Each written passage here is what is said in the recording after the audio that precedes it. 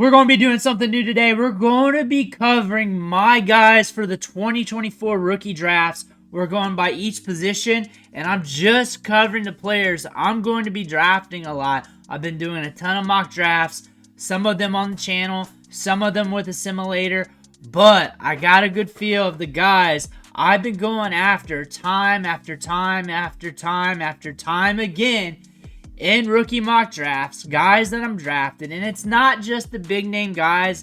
Matter of fact, most of those guys are excluded because it's common sense I'm going to like Marvin Harrison Jr. It's common sense I'm going to like Malik Nabers. But what are those mid-round guys? Those second-round running backs, those third-round running backs, those fourth-round wide receivers.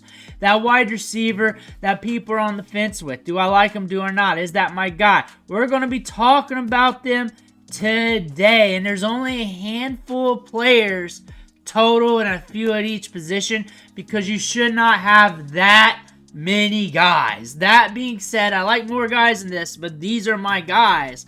And let's take a look here. And we're using the tier maker because look how organized it is.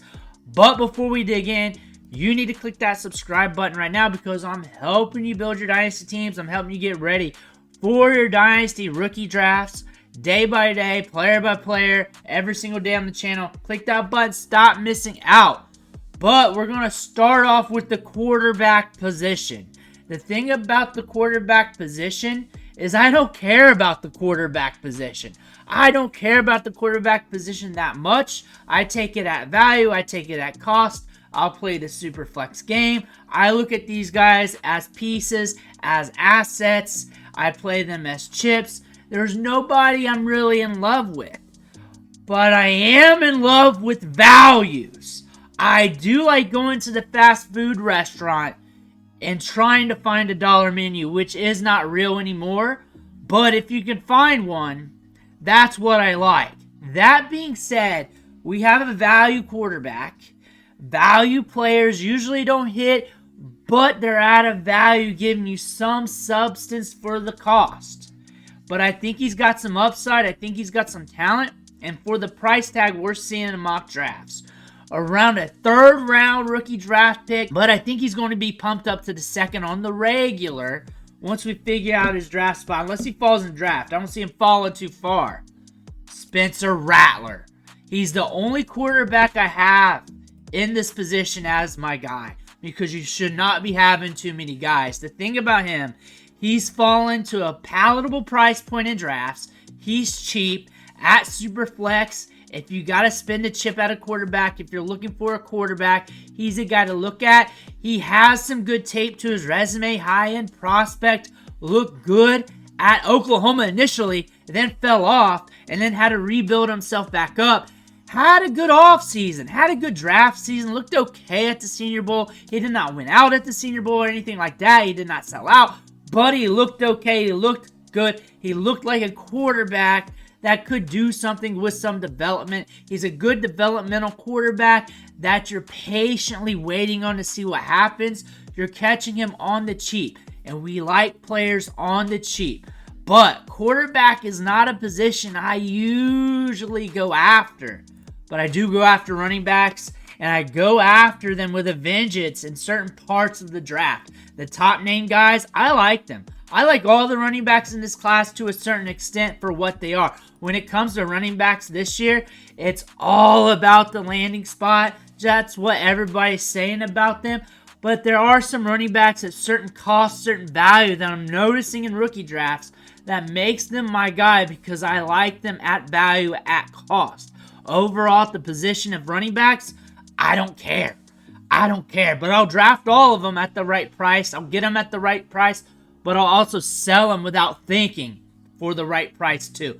They are just assets to me, and I'll use them for a year or two, then ship them on their way. There's nobody I'm married to, but there is a running back I like in the second round of rookie drafts. In the right spot, he could get pumped up to the first round. More than likely, middle of the second round, early second round, maybe later second round of your rookie drafts. Really depends on where he goes, but we got a lot of upside here with Marshawn Lloyd. Possibly one of my favorite running backs in this year's draft. I like some other running backs just as much, I also pumped him into my top tier in my last video. I will be ranking the running backs again this week. That's coming out either tomorrow or the next day. Hit that subscribe button so you don't miss that. I rank the running backs every single week. Marshawn Lloyd has been a climber. The more I look at him, the more I watch him, the more I like him. I like the size-adjusted athleticism. I think he's going to get good draft capital. I think he's in a good draft that's going to allow him to get good draft capital. Considering where we saw him at in the production profile, it's not too amazing. It's not over the top. He's not an amazing prospect, but he has some goods in his game. And with those goods, that allows him to stand out in a draft class that is lacking at the running back position. We got some good running backs, but all of them have red flags to their name. Another running back, that's my guy that I'm drafting a lot, Will Shipley. We talk about him a lot, and if you've been watching me mock draft on the simulators, you know I pick him up at cost. I think the simulator's wrong on his cost. I think he's going to be valued more as a third round, late second round pick. I think he might get drafted a little bit higher than what we're projecting him out to be, but could be a fourth round pick as well. PFF's mock draft simulator got him as a fourth round pick a lot of times when I run that thing, but I think he's got some upside for the third round. He's a big time recruit coming out of high school and catch the ball in the backfield. He's got some burst. He's got a little bit of wiggle to his game. He's a multifaceted running back and catch the ball in the backfield, which is great for PPR, especially if he climbs the depth chart. Another running back that I like. This one's going to trip you up if you've been following the channel and you took everything literally. Because at value, and also what the mainstream has been saying about him, when mainstream goes against a player and I see a little bit of goods there, I start to latch on to that player. I really do. I do not follow the mainstream. If not, I go against it. I'm your anti-hero. I am your anti-hero when it comes to rookie players, because I'll watch all these other sites make their takes, and then when I see some good in that player and they start pushing that player down and I see the value start to drop, that's when I start to dig in. It's time to dig in now, and you're going to drop your jaws right now, maybe your draws. But Audric Estime, but I said he was slow, but I said he failed the 40. Damn right I sure did. He did fail the 40. He did fail the combine with the 40-yard dash. Everything else, the burst metrics were there. But he did fail that. If you asked him, he would say the same thing. But he has been calculated at hitting 21 miles per hour in-game speed. We have some long runs to his portfolio of highlights. We have a good gauge of the future draft position for him. Probably day 3 more than likely. Maybe late day 2 if we're lucky. Not a pass-catching running back. But the value's saying, the price is saying, hey, it's baked in. We're not having to pay up for him. And I like his vision. I like the pop in the step. I like how he moves laterally. I like how he can cut and make guys miss and run over them. And we got some open field speed that's untapped. When he hits that upside, when he hits that top end, that can allow him to pull away just a little bit. Not too much. He does get caught from behind. You'll see that. But he can be a pounder between the tackles. But at the price, considering I will be drafting running backs over him. These aren't my top 3 running backs. But I will be drafting running backs over him. But he's a guy I'm looking for. I'm paying attention to. When the draft's going, guys coming off the board. Audric Estime's there. Am I afraid to draft them? No. No. Good vision, good power, a little bit of wiggle with them hips. Always good to see. Audric Estime, if you took me literally throughout the process, you would have thought the opposite from me. The thing is, when I talk about the combine, I'm talking about the combine. I'm not talking about the profile. I'm not talking about the value. And I'm projecting future value. And when the value drops, that's when we like to buy. This is when we like to buy. Next. Who are we looking at next? Let's look at a late round pick here. Come on, Vital. Come on down. and he's very productive. He's a guy who's going cheap in drafts. I think he's got some upside. He's got some wiggle between the tackles. What I like about him is I can catch him in the 3rd round, latter part of the 3rd round, maybe early 4th round. Really depends on where he goes in the draft. The PFF Mock Draft Simulator saying, hey, we're going to catch him at a good price tag there in mock drafts. I think he's going to be a good cheap get. But next, at the running back position, is another cheap running back. And I like cheap running backs. And I'm going to be drafting a lot of running backs on the cheap. But I'm keeping my eye out on Tyrone Tracy right here. And just because they're listed here, it's not a ranking. I hope you're smart enough to realize that. We're just talking about my guys. And if you're fast forwarding, thinking this is a ranking, then that's on you. Maybe you should stop watching Dynasty Fantasy Football videos and get some help. But he's got some pop. He's got some burst. He's super cheap. He's climbing up the rankings. I like him a lot. I'm paying attention where he goes in the NFL draft. Should be day 3. Should be super cheap in rookie drafts. Cheap running backs in rookie drafts are great picks to make, considering if they climb the depth chart, they could give you something back. Return on investment and trade. Maybe in season, you can pawn them off, get a better pick. Maybe use them for a little bit, whatever it is. But a running back like this could climb a depth chart. But I got another one. But the industry kind of likes him a little bit. But I like him too. And it's Dylan Labe. Come on down. You see the speed. You see the burst. You see him catch passes out of the backfield. Great for PPR. We got to see him get drafted into a good situation. We're hammering the pick late in drafts. I think the value might go up a little high. You might catch him in the 3rd round. 4th round would be perfect for a prospect like this. But considering the pass catching prowess, the burst, that is something you want to look at. And I'm looking at him in almost every mock draft. I may not be drafting him because I'm not drafting all these guys. That's insane. But I'm looking at all these guys in a lot of these drafts. And I'm like, man, I want to pull the trigger. Maybe I'll play cat and mouse with him. Maybe not. You know you play those games too. But that's it for the running back position. These aren't the only running backs I like. I should not have to repeat myself, but I hope you guys are smart enough to know that. But it's time to go to the wide receivers. And this wide receiver is a big name guy, but may go in the 2nd round, late 1st round. But people are on the fence with him, making him one of my guys, one of the guys I like, and I talk about him a lot.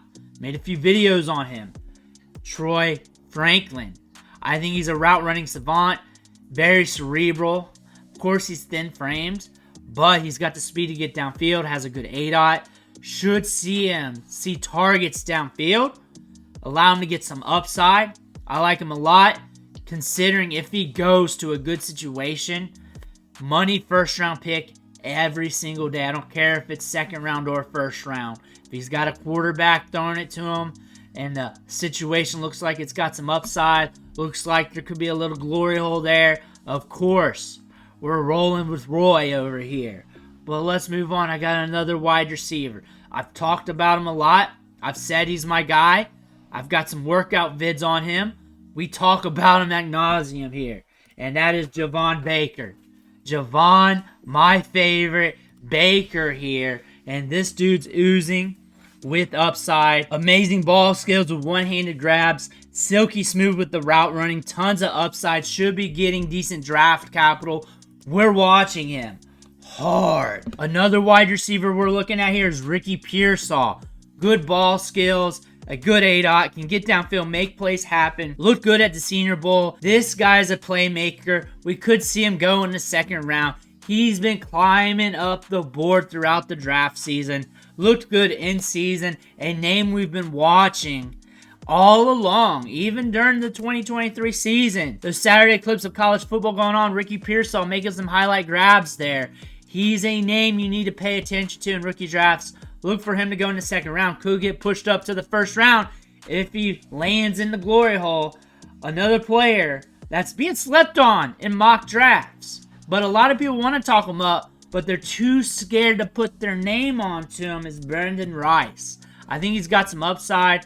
Definitely has it in the gene pool there with that Rice last name. But good ball skills, very assertive breaking off routes.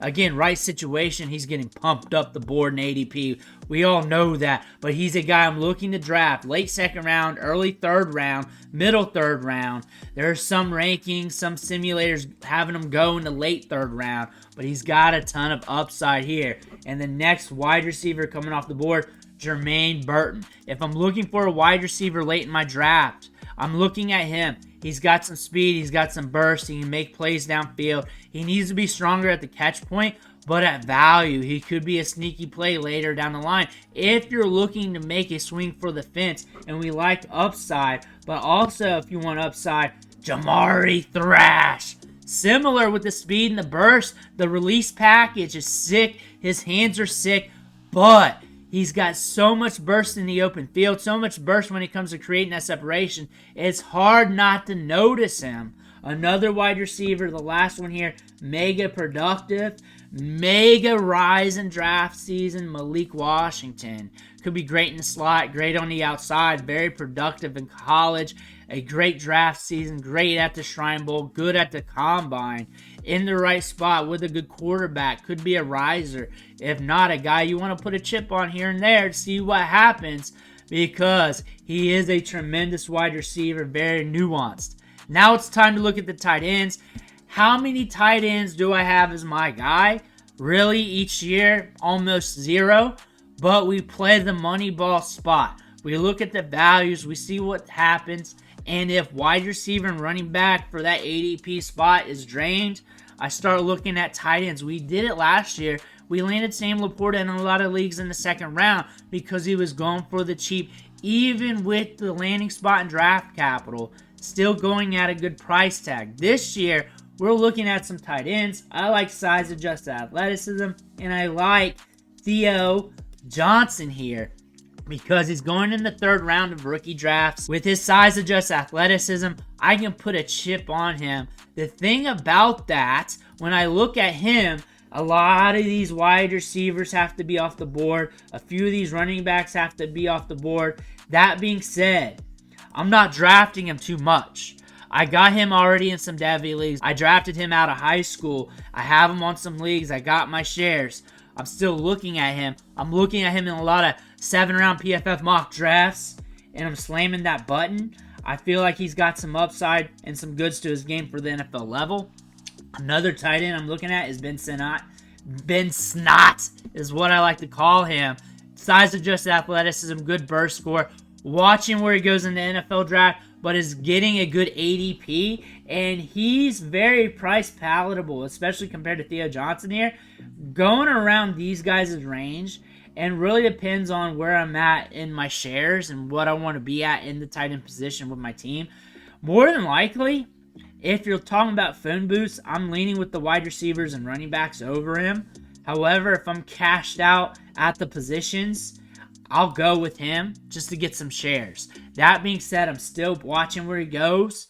I'm watching where he goes in the draft. I'm paying attention to him. But that's my draft. Those are my guys. Those are the guys I'm looking at every single draft. I'm not drafting them over the top guys. These aren't rankings, but these are guys I'm heavily paying attention to when I'm personally drafting. Who are your guys? Who are you looking to draft? Let me know in the comments below. Make sure to hit that subscribe button on the way out. I want to thank you for watching. Catch you on the next video.